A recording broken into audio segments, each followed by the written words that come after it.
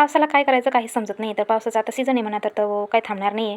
तर बघा ती भिंत म्हणजे खूपच ओली झालेली आहे आणि पाऊस बघा डायरेक्ट पाऊस येतो ना पूर्ण इथं भरून जातो खिडकीमध्ये आणि खिडकीला लागून पाणी येतं तिथं भरतं आणि मध्ये येतं पाणी. तर भिंत पूर्ण ओली झालेली होती.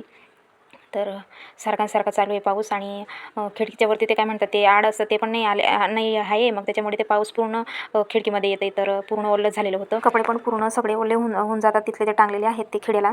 तर म्हणतं आता काय करावं काय नाही. मग असेच दिवस काढतो आहे आता. पावसाळ्याचे दिवस फक्त त्रास नाही तर मग दुसरे दिवस हिवाळा आणि उन्हाळा चांगलाच असतो म्हणा. तर हनीच्या पप्पांनी आणलेले होते पेरू. मग हनीला खायचं होतं पेरू मला. मग म्हटलं चला पेरू कापून देऊया हनीसाठी आणि मी पण खाऊन घेते. तर पेरू हे खूपच जास्त म्हणजे शरीरासाठी चांगलं असतं, हेल्दी असतं, तुम्हाला पण माहिती आहे. तर पौष्टिक असतं आणि पचनक्रियासाठी तर खूपच चांगलं आहे. तर पचनक्रिया आपली सुधारते म्हणा पेरू खाल्ल्याने. तर ज्यांना प्रॉब्लेम असेल पचनक्रियाची तर तुम्ही पेरू खा, दिवसातून एकदा तरी खा. तर फरक पडून जाईल तुम्हाला. तर बघू शकता आणि नुसती माझ्याकडून मागत होती, तिला पाहिजे होतं चाकू. जेव्हा पण व्हिडिओ बनवत असते ना तिला नुसतं हसू येतं बरं का. तर कधी तर मी म्हणते की हसते कशाला, व्हिडिओ बनायचं असतं तेव्हा हसायचं नसतं, तर शांत राहायचं असतं. पण तिला लई हसू येतं बरं का. तर इथं सुरुवात झालेली होती स्वयंपाकाची. म्हटलं चला आता स्वयंपाक करून घेऊयात. तर मस्तपैकी उडीद डाळ बनवते बरं का. तर एकदा पण बनवली होती मी. तर तुम्हाला माहीतच असेल ज्यांनी बघितलं त्यांना. तर छान अशी उडीद डाळ मला ना हिरवी मिरची आणि लसूण असं मस्तपैकी वाटून घ्यायचं आणि त्याच्यानंतरून मग हिरवी मिरचीची उडीद डाळ मला खूपच जास्त आवडते आणि आहोंना पण खूप जास्त आवडते.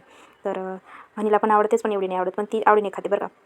तर मस्तपैकी अशी डाळ बनवते आणि त्याच्यानंतर मग हनीचे पप्पा येणार होते.